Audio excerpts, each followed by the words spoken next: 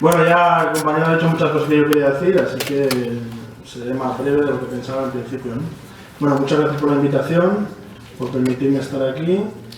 Y ciñéndonos a la cuestión de universidad, etcétera, yo voy a lo mejor hablar un poquito más de la cuestión ontológica, epistemológica, qué es la afrocentricidad, qué es el afrocentrismo, brevemente, porque evidentemente esto daría para muchas semanas de charlas y másteres, etcétera, etcétera, ¿no? Bueno, quería empezar con una cita de Malcolm X, que dice: si no estáis prevenidos ante los medios de comunicación, os harán amar al opresor y odiar al oprimido. Y esto es algo clarísimo.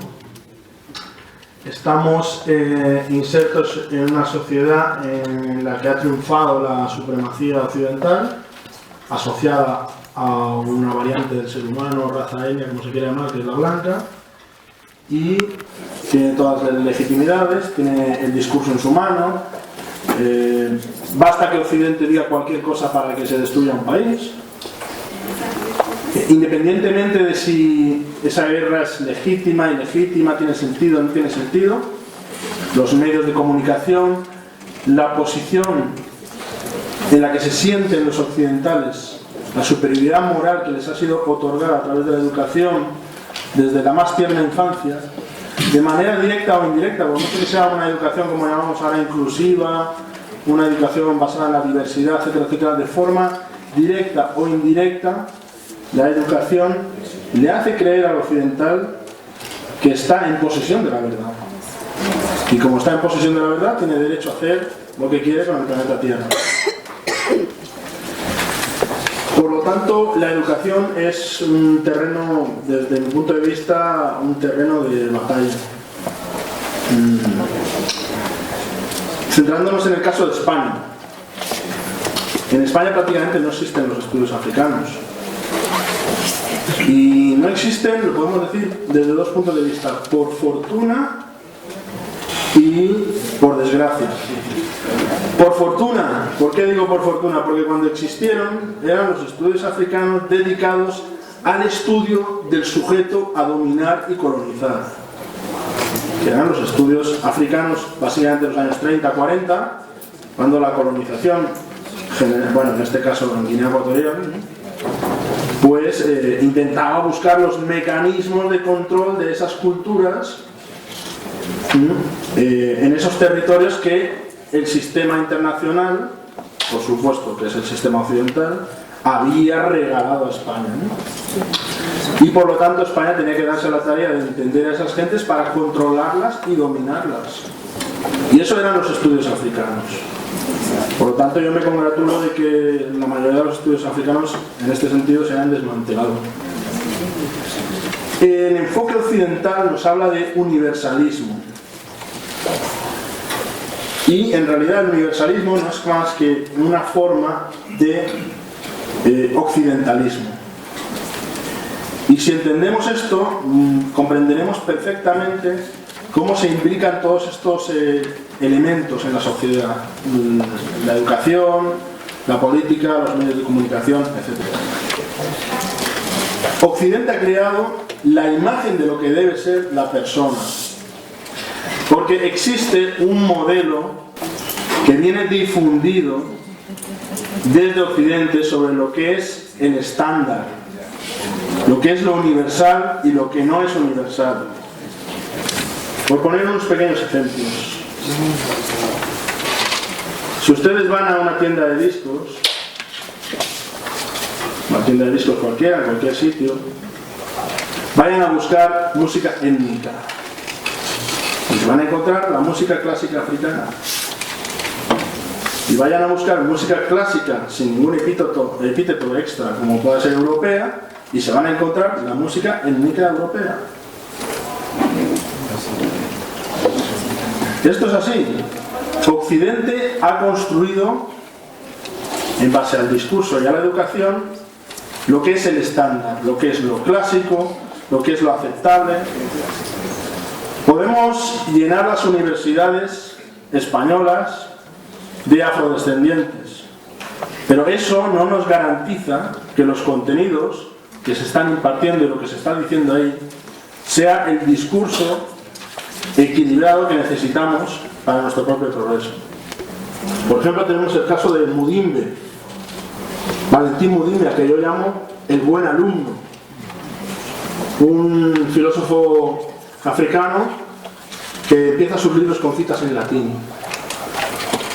Está muy bien, pero no sé, podemos poner de vez en cuando una cita en suajili.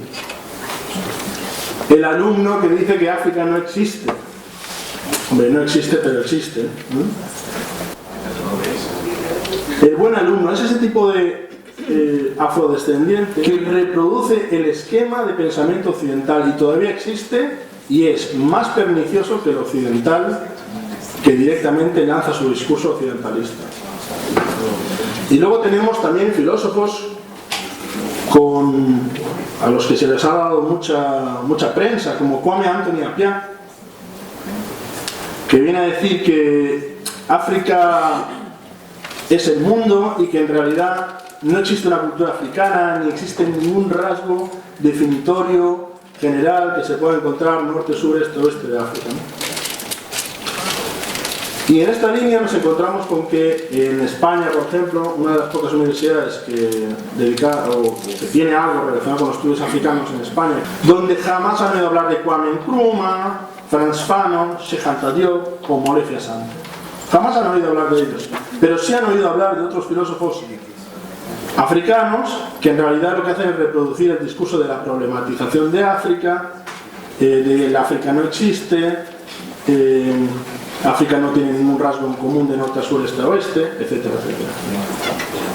Por lo tanto, repito, es muy importante la presencia afrodescendiente, negra o como le queramos llamar, en la docencia, pero debe ser una presencia con conciencia, porque corremos el riesgo de complicar aún más la cuestión. El debate sobre la afrocentricidad es un debate que en España todavía no ha llegado, pero que en Estados Unidos es un debate muy tenso, y existen personas que definen la afrocentricidad como el racismo académico de los negros. Bueno, pues volviendo a decir que el machismo nunca puede ser lo mismo que el feminismo, obviamente, ¿no? Y va en esta línea quienes hacen esta crítica, porque los afrocentristas buscan el centro de la historia en África, buscan el centro del universo en la visión de la persona africana. Y esto, para algunos, pues puede parecer algo pseudocientífico, y así lo califican y así lo definen, y para otros no es ni más ni menos que un acto de resistencia y un acto de rebeldía ante la uniformización creada por los occidentales. Por ejemplo, os voy a leer cómo define el propio Molefi Asante, que es uno de los mayores impulsores de la afrocentricidad, la propia afrocentricidad. Él dice: los afrocentristas, al otorgar capacidad de acción al pueblo africano, reafirman la cualidad humana de los africanos contra toda cosificación. No estamos en la periferia de Europa, somos nuestros propios agentes históricos, y nuestra relación con Europa o el encuentro de Europa con nosotros se debe ver bajo la luz de lo que era África antes de Europa. Esa es la razón por la cual no podemos tener una discusión fructífera hasta que no comprendamos que no hubo esclavos africanos sacados de África, sino que eran gente libre, africana, esclavizada, la que fue sacada. Guerreros, agricultores, pescadores, sacerdotes, miembros de la realeza, músicos, soldados, comerciantes, fueron capturados en contra de su voluntad y después esclavizados en las Américas. Es obvio que la persona negra necesita la reafirmación porque estamos en una batalla intelectual en la que si no se reafirma, desaparece en medio de la corriente impulsada por Occidente, que dispone de todos los medios de información y de desinformación.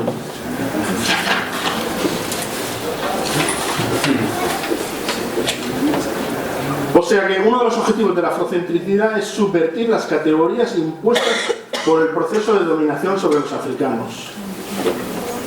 Se ha hablado aquí de reparaciones. A mí me interesa el tema de las reparaciones. En su momento fue muy crítico con las reparaciones porque yo pensé, es absolutamente imposible reparar el daño que se ha hecho.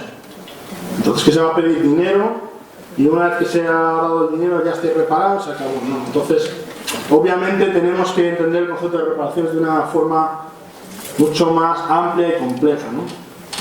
Luego había otro aspecto que no me gustaba de las reparaciones, era que si uno pedía reparaciones es que le reconocía al otro como el fuerte, el que le da. Y uno mismo no era capaz de subvertir la situación, cambiarla, reforzarse y reparar uno mismo la situación. Pero bueno, al final me he dado cuenta un poquito de que las reparaciones materiales pueden tener un sentido para evitar que Occidente siga haciendo lo que hace sin pensar en las posibles futuras consecuencias. Básicamente, porque no pienso que se pueda reparar en absoluto lo que se hizo a los pueblos africanos. No creo, sinceramente. Pero puede ser bueno en el sentido de establecer un castigo, un límite, para que los occidentales no vuelvan a repetir, o se lo piensen más a la hora de repetir las cosas, ¿no?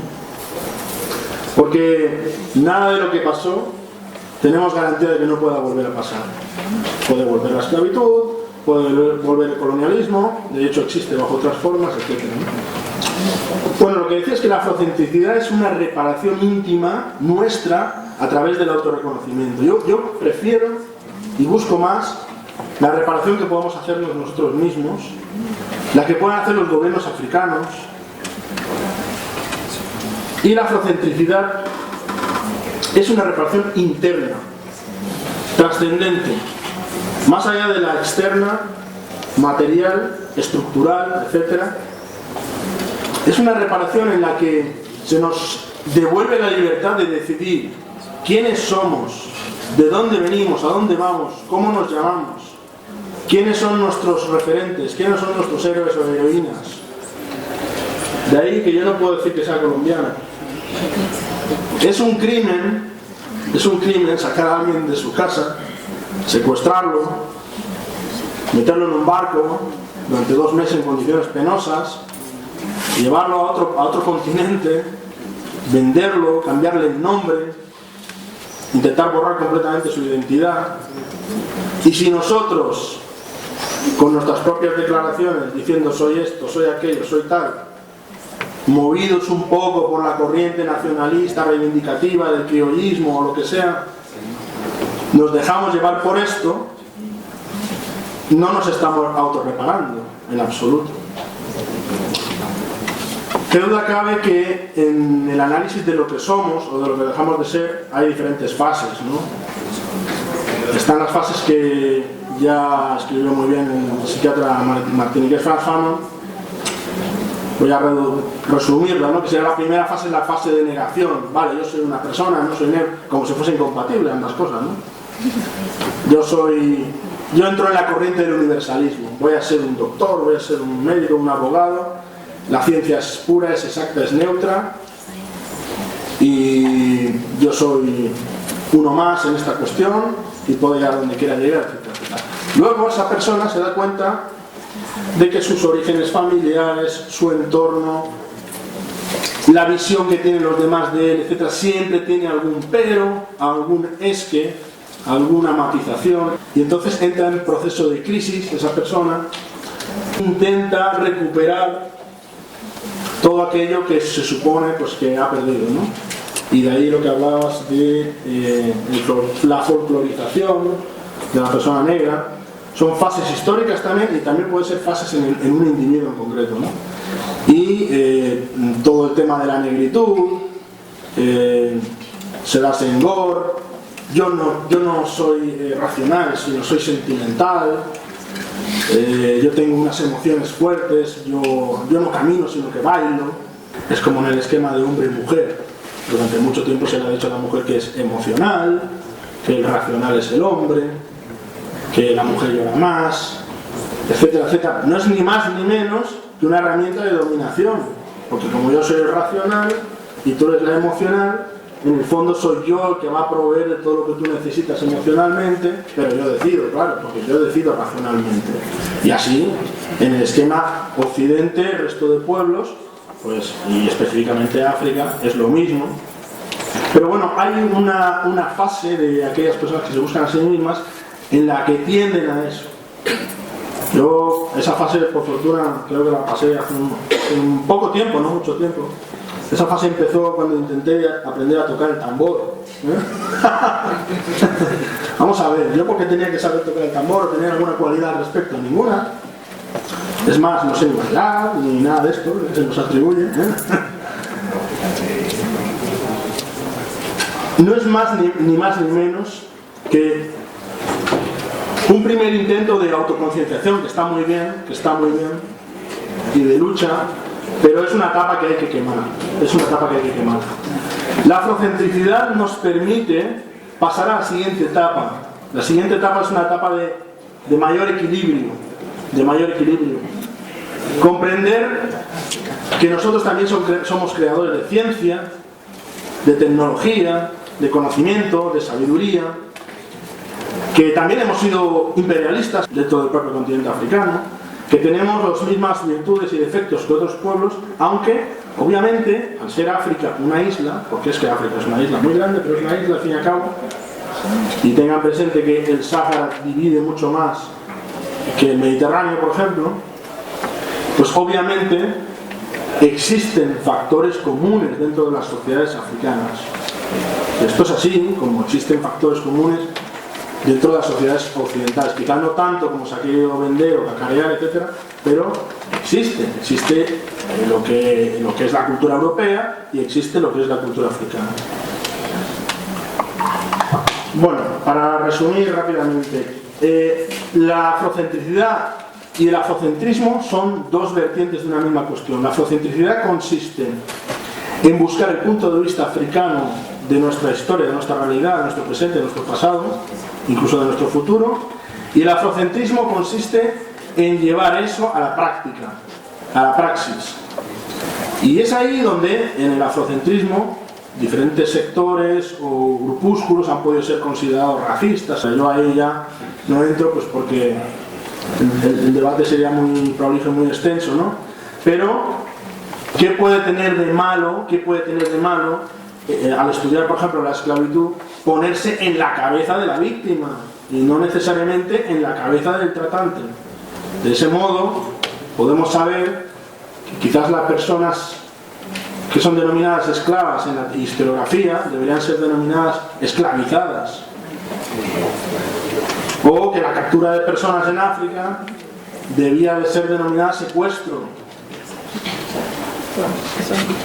o que las chozas deberían de ser denominadas viviendas o casas, o que lo clásico debería tener siempre la etiqueta a la cultura que va asociada: música clásica europea, música clásica africana, o si es étnico, porque es popular, pues música étnica europea, música étnica africana. El filósofo Chimwantsu, en Decolonizing the African Mind, dice que este es un proceso de descolonizar la mente africana, que significa sobre todo eliminar la autoridad que las tradiciones ajenas ejercen sobre los africanos. Y yo pienso que ese es un prerequisito para los estudios africanos.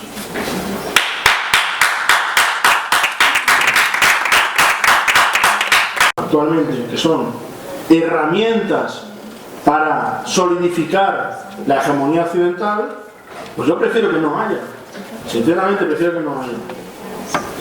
Viendo, por ejemplo, las universidades occidentales, porque por fortuna en Estados Unidos están en otro debate, por suerte ya han pasado esas fases, pero viendo en las universidades cómo venden los propios másteres de estudios africanos, pues fomentan el ONGismo. Este máster es muy útil para cuando usted vaya a hacer cooperación internacional, que no es más ni menos que la consolidación de una relación asimétrica en la que unos dan y otros reciben, unos tienen la razón y otros se dejan llevar, ¿no? O incluso en algunas universidades católicas cristianas prácticamente están diciendo que volvamos a las misiones de un modo u otro.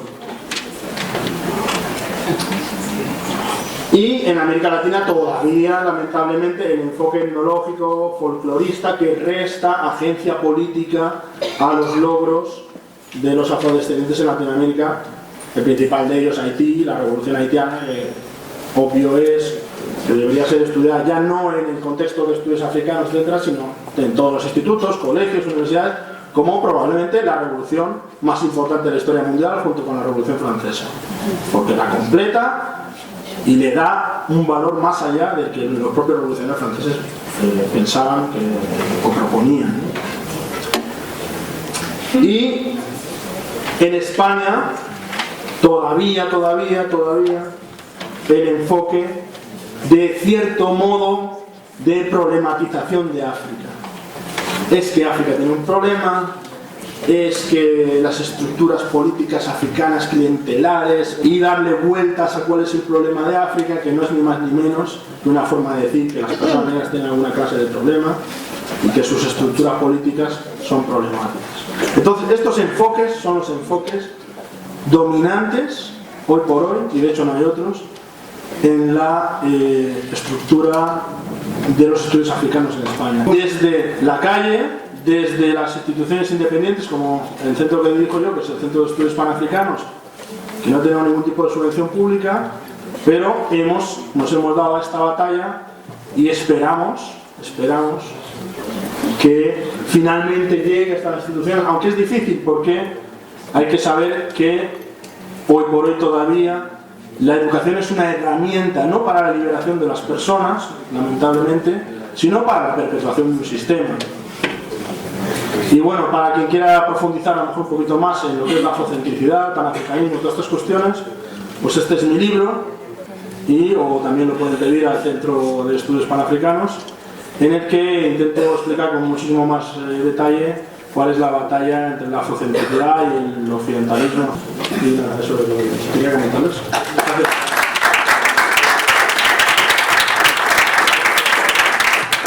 Muchas gracias. Muy interesante. Yo creo que todos podemos quedarnos aquí un rato más escuchando todo eso. Vamos a pasar la palabra.